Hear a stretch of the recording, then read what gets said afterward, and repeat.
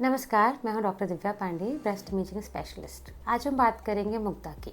Mugdha breast clinic में जिस परेशानी के साथ आई थी, वह उसकी उम्र की लड़कियों की बहुत कॉमन दिक्कत परेशानी है। साइक्लिकल मेस्टाल्जिया यानी स्तन में होने वाला एक तय प्रारूप के तहत दर्द। यह दर्द पीरियड या माहवारी के तकरीबन 15वें दिन से शुरू हो जाता है और पीरियड जाते जाते यह कम होने लगता है। साइक्लिकल मेस्टाल्जिया आखिर है क्या, इसका मैनेजमेंट क्या होना चाहिए और मैमोग्राफी का क्या रोल है साइक्लिकल मेस्टाल्जिया के मैनेजमेंट। मुग्धा जब मेरे पास आई तो उसको छाती में दर्द था। उसका कहना था कि यह दर्द कई बार बहुत ज़्यादा हो जाता है। वह अपने शहर के किसी बंगाली डॉक्टर को दिखा रही थी। महीने में एक ही बार जाती, उनसे दवाई लेकर चली आती।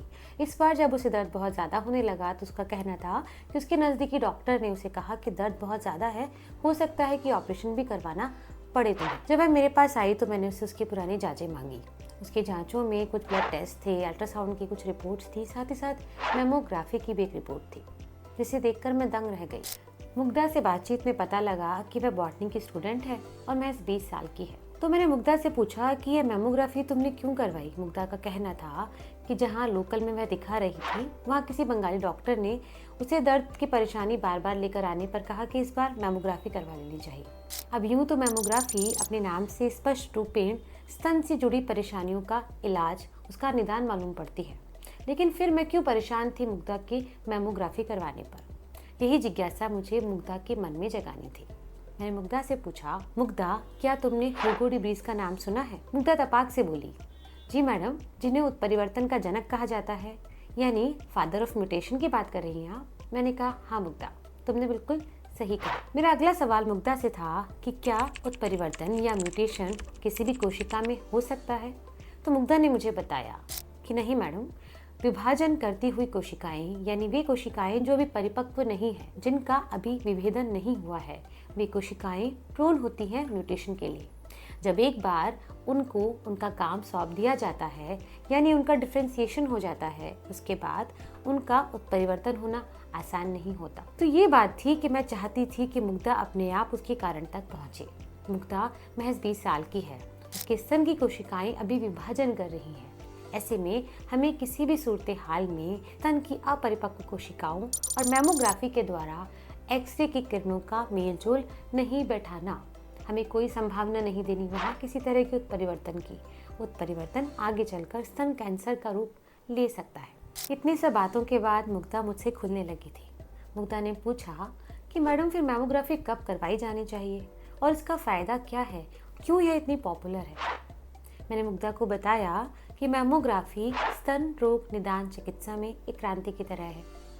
पश्चिमी देशों में मेमोग्राफी के सही उपयोग से स्तन कैंसर को बहुत ही अर्ली स्टेजेस में पकड़ने में मदद मिलती रही। स्तन कैंसर के कुछ एक लक्षण ऐसे होते हैं जैसे कि आर्किटेक्चरल डिस्टॉर्शन, साथ ही साथ स्तन के कैंसर में पाया जाने वाला माइक्रो कैल्सिफिकेशन, जो कि अर्ली स्टेजेस ऑफ कैंसर में मिलता है और उसके लिए बहुत कैरेक्टरिस्टिक भी है, वह भी मेमोग्राफी पे बहुत ही एक्यूरेसी के साथ देखा जा सकता है। साथ ही साथ मान लीजिए कभी अगर कम उम्र में भी आपके ब्रेस्ट अल्ट्रासाउंड में कोई ऐसी दिक्कत मालूम चलती है कि जिसमें शक बहुत ज़्यादा है, जिसमें हमें यह देखना ज़रूरी है कि कहीं इसमें माइक्रो कैल्सिफिकेशन तो नहीं है, कहीं इसके कारण आर्किटेक्चरल डिस्टॉर्शन तो नहीं हो रहा, साथ ही साथ कुछ और चीज़ें भी, उस केस में डायग्नोस्टिक मेमोग्राफी की जा सकती है। मुग्धा से जुड़ी फाइब्रोसिस्टिक डिजीज के लिए हमें मेमोग्राफी की ज़रूरत बिल्कुल नहीं थी।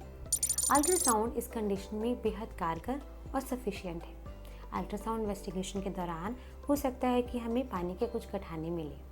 हो सकता है कि जब अगली बार आप अल्ट्रासाउंड के लिए आएँ तो वो साइज़ में छोटी हो जाएं या फिर बड़ी हो जाएं, हो सकता है गायब भी हो जाए। फाइब्रोसिस्टिक डिजीज ऑफ ब्रेस्ट स्तन की कोशिकाओं पर हार्मोन्स के परिवर्तन से होने वाली घटना है। प्रीडोमिनेंटली ईस्ट्रोजन हार्मोन का ग्लैंडर टिश्यू पर प्रभाव, यह फाइब्रोसिस्टिक डिजीज के रूप में नजर आता है। अमूमन 30 से 50 साल की महिलाओं में पाई जाने वाली यह दिक्कत अगर आपको परेशान कर रही है तो लेस कैफिनेटेड ड्रिंक्स और लो सॉल्ट वाली डाइट आपको आराम पहुंचा सकती है। साथ ही साथ महीने जाने के साथ वैसे भी आपको साइक्लिकल प्रारूप के तहत इस दिक्कत में आराम होने लगता है। मुग्धा की इस कहानी से हमने जाना कि अंग विशेष से जुड़ी जांचें हर बीमारी और हर उम्र के लिए अलग अलग हो सकती है।